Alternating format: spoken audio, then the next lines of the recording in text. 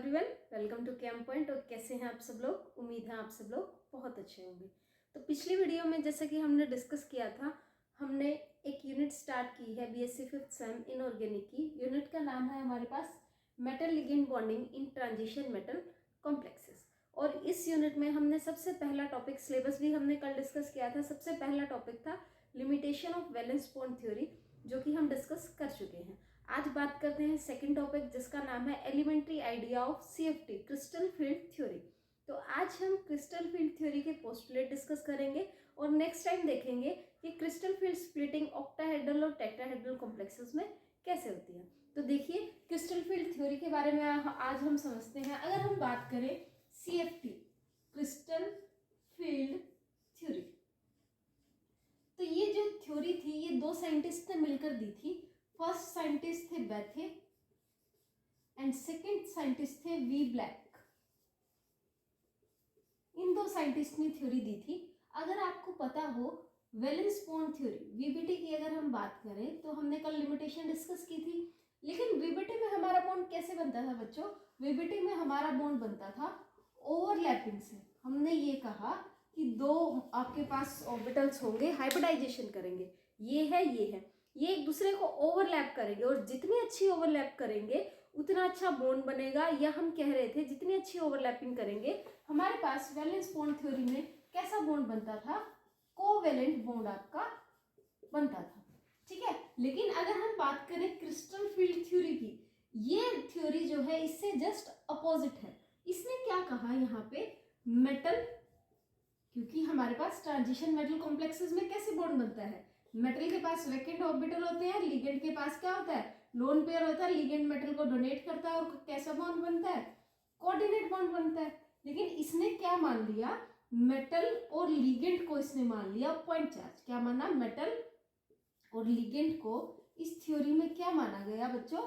इस थ्योरी में मेटल और लिगेंड को माना गया कि ये दोनों कैसे हैं? Point charge. अब पॉइंट चार्ज है तो यहाँ पे क्या होगी? आपको पता होगा जहां चार्जेस होते हैं वहां होती है इलेक्ट्रोस्टैटिक इंटरेक्शन। तो मेटल और लिगेंड के बीच में पॉइंट चार्ज माने सबसे पहली बात, और उनके बीच में कैसे इंटरेक्शन हुई? इलेक्ट्रोस्टैटिक। और जो बॉन्ड आपका बनता है वो कैसा बनता है? प्योरली आयनिक बॉन्ड आपका फॉर्म होता है। तो जो वीबीटी ने कहा था, वह सीएफटी ने उससे जस्ट उल्टा मान के क्या किया? अपना पोस्टुलेट स्टार्ट किया। स्टार्ट करते हैं कि क्या क्या इस थ्योरी की अजम्पशंस थी, क्या क्या पोस्टुलेट थे, सब चीजें डिस्कस करते हैं। तो पहली बात मैंने बता दी कि इसने क्या माना कि मेटल और लिगेंड को क्या मान लिया?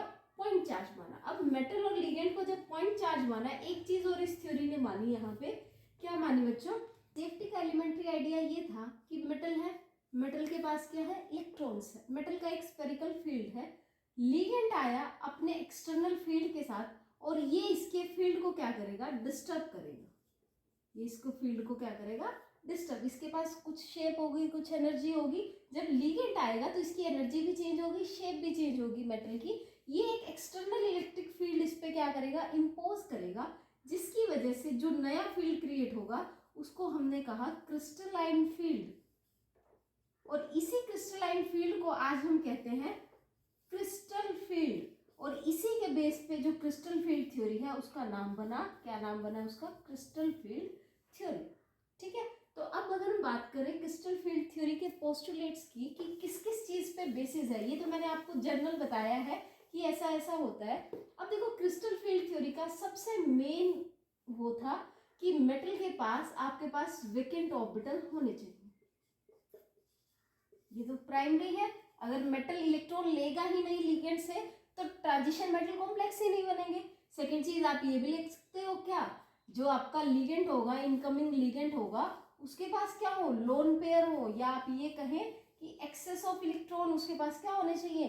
होने चाहिए। तो ये दो तो प्राइमरी है आपके, अगर आपको क्या बनाना है? ट्रांजिशन मेटल कॉम्प्लेक्सेस बनाना है। थर्ड चीज क्या कही वहां पे? थर्ड चीज ये कही कि मेटल और लिगेंड के बीच में या तो आयन आयन इंटरेक्शन होती है। क्या कहा? मेटल और लिगेंड के बीच में या तो आयन आयन इंटरेक्शन होती है या आयन डाइपोल इंटरेक्शन होती है। ठीक है। अब ये कब कब होती है? आयन आयन इंटरेक्शन तब होगी बच्चों जब आपके पास लिगेंड जो है उस पर भी कोई चार्ज हो। जैसे कि देखिए मेटल ने तो लेना है, तो मेटल पे क्या चार्ज होगा, पॉजिटिव होगा। लिगेंड के भी ऊपर कोई चार्ज हो सकता है, जैसे Cn नेगेटिव की आप बात करो, लोन पेयर भी है और इस पे चार्ज भी है, तो यहाँ भी आयन है, यहाँ भी आयन, तो इंट्रैक्शन कैसी होगी, आयन आयन इंट्रैक्शन। लेकिन आप यहाँ पे देखिए मेटल पे चार्ज होगा, ये किस केस में होगा, जब आपके पास जो लिगेंड होगा वो कैसा होगा, न्यूट्रल होगा।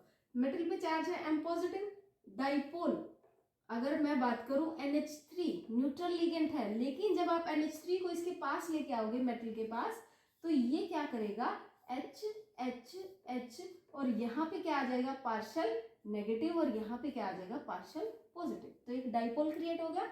आयन डाइपोल इंटरेक्शन यहाँ पे क्या होती है, क्रिस्टल फील्ड थ्योरी में आपके पास होती है। तो उम्मीद कर रही हूँ कि आपको ये जो मैं चीजें बता रही हूँ ये आपको समझ आ रही होगी। तो यहाँ पे आयन आयन इंटरेक्शन होती है, या आप कह सकते हैं आयन डाइपोल इंटरेक्शन होती है।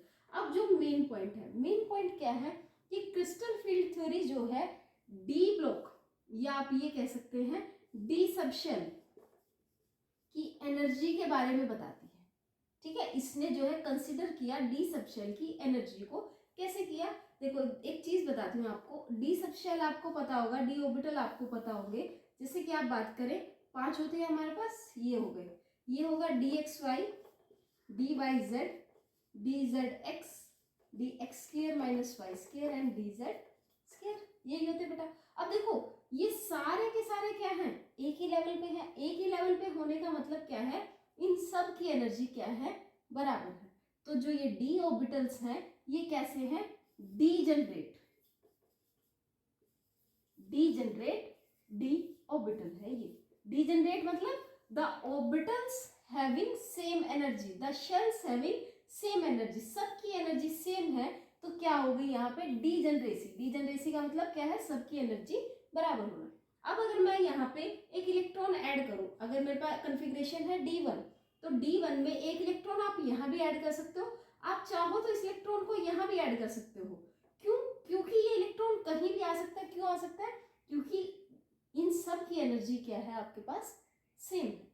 ठीक है, तो अब सबकी एनर्जी सेम है, लेकिन क्रिस्टल फील्ड थ्योरी क्या कहती है कि जब लिगेंड डी ब्लॉक के एलिमेंट्स को अप्रोच करेगा तो ये इसकी डीजनरेसी को क्या कर देगा, ब्रेक कर देगा, और इसको 2 सेट ऑफ ऑर्बिटल्स में डिवाइड कर देगा, जिसको हम क्या कहते हैं, breaking of degeneracy of d orbital having different energy when come in the approach of external ligand. उसी को हम क्या कहते हैं, क्रिस्टल फील्ड थ्योरी का बेसिस कहते हैं। जो मैंने अभी अभी कहा, मैं आपको जरा समझा देती हूँ कि मैंने क्या कहा। मैंने ये कहा बच्चों, देखो मैंने क्या कहा कि लिगेंड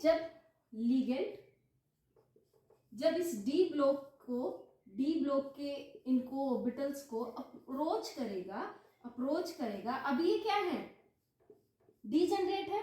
जैसे ही अप्रोच करेगा, सबसे पहले डी ब्लॉक की एनर्जी जो है सबसे पहले क्या हो जाती है, हाई हो जाएगी हर एक की, कि लिगेंड आ रहा है। यही तो बेसिस था कि जो डी ब्लॉक है वो किसी एक्सटर्नल लिगेंड की इलेक्ट्रिक फील्ड से उसकी जो एनर्जी थी और उसकी जो शेप थी वो क्या हो रही थी, अलग हो रही थी। तो यहाँ एनर्जी है, अब ये ऊपर चला गया, इसका मतलब सबकी एनर्जी अब क्या हो गई, हाई हो गई। कब हुई, जब लिगेंड आया। अब जब लिगेंड सपोज करो एक्स एक्सिस के अलोंग आ रहा है, तो डी ऑर्बिटल में जो भी आपके पास एक्स एक्सिस के अलोंग होगा उसको क्या होगी, ज्यादा रिपल्शन होगी। जितनी ज्यादा रिपल्शन होगी फिर से ये 2 सेट में ब्रेक हो जाता है। ये जो 2 सेट होते हैं ना, ये जो मैं आपको बात कह रही हूँ, ये मैं ऑक्टाहेड्रल और टेट्राहेड्रल जब हम डिस्कस करेंगे ना, तब आप बहुत अच्छे से इसको समझ पाओगे। फिलहाल आप क्या समझिए कि जब लिगेंड डी ब्लॉक को अप्रोच करता है, एनर्जी हाई होती है, हाई होने के बाद 2 सेट में ब्रेक होती है, उसी को हम क्या कहते हैं, breakage of degeneracy of d orbital, जो कि मेन पॉइंट है किसका बच्चों, आपका क्रिस्टल फील्ड थ्योरी का। क्या है क्रिस्टल फील्ड थ्योरी का main point, when ligand approach the d block the energy become high and after that it break into 2 energy levels when ligand is approaching। तो आपका क्या बनता है, वो बेसिस बनता है किसका, CFT का। तो यहाँ पे डीजनरेसी जो है डी ऑर्बिटल की आपकी ब्रेक हो जाती है। अब एक और बात करें कि ये जो डीजनरेसी आपकी ब्रेक होती है ये डिपेंड करती है आपकी कोऑर्डिनेशन नंबर पर। इस पे डिपेंड कर रही है ये आपकी कोऑर्डिनेशन नंबर। कोऑर्डिनेशन नंबर 6 है तो कोई और डिजनरेसी होगी, सॉरी ब्रेकेज कोई और पैटर्न में होगी, और कोऑर्डिनेशन नंबर 4 है तो जो ब्रेकेज है वो किसी और पैटर्न पे होगी। यहाँ पे डिजनरेसी क्या है, ब्रेक हो रही है, डिफरेंट सेट्स में अब बदल रहा है ना। ये देखिए ये एक एनर्जी थी सबकी, लेकिन अब ये एक एनर्जी नहीं है, इसकी ज्यादा है और इसकी कम है, ठीक है। तो यहाँ पे जो कोऑर्डिनेशन नंबर अगर 6 है, ऑक्टाहेड्रल स्पीशीज है, तो बेटा जो डीजनरेसी ब्रेक होगी वो किसी और पैटर्न में होगी, लेकिन अगर कोऑर्डिनेशन नंबर 4 है तो डीजनरेसी जो है किसी और पैटर्न में डिस्कस होगी। और एक और पॉइंट जो सीएफटी का था, वो सीएफटी का पॉइंट क्या था कि अगर आप बात करें अपनी मैग्नेटिक प्रॉपर्टी की, या अगर आप बात करें अपनी स्पेक्ट्रल प्रॉपर्टी की, ये जो आपकी प्रॉपर्टीज हैं ये भी डिपेंड करती हैं किस पे, उस सेट्स पे जो ब्रेक हुए हैं, किस पे, आफ्टर डीजनरेसी के बाद जो सेट ब्रेक हुए हैं उस पे डिपेंड करती है कौन सी प्रॉपर्टी, मैग्नेटिक प्रॉपर्टी, और उसी पे डिपेंड करती है स्पेक्ट्रल प्रॉपर्टी। तो मैंने आज आपको आइडिया दिया है elementary idea of crystal field theory, या आप ये कह सकते हैं मैंने आपसे डिस्कस किया है कि क्रिस्टल फील्ड थ्योरी के पोस्टुलेट्स क्या है। क्या डिस्कस किया है हमने डिस्कस किया है what are the postulate. Exam में पूछते हैं आपसे what are the postulate of crystal field theory, तो ये हमने डिस्कस किए हैं जो अभी that is postulates of CFT. और इन प्रीवियस लेक्चर हमने पढ़ा था क्या बच्चों, लिमिटेशंस ऑफ वीबीटी। तो अब हम 2 टॉपिक अपने कर चुके हैं सिलेबस के। कल जो हम मिलेंगे, कल जो टॉपिक हम करेंगे वो हम करेंगे crystal field splitting in octahedral complexes. और जो ये वाला पॉइंट है ना डीजनरेसी वाला, जो मैंने अभी कहा है कि आगे समझोगे, ये कल आपको पॉइंट बिल्कुल क्लियर हो जाएगा कि सीएफटी ने क्या माना था और कैसे माना था। तो उम्मीद है आपको ये वीडियो पसंद आई होगी। वीडियो पसंद आई होगी तो वीडियो को लाइक शेयर करें, चैनल को सब्सक्राइब करें, और कमेंट सेक्शन में ज़रूर बताएं कि आपको वीडियो कैसी लगी। Thanks a lot and have a nice day.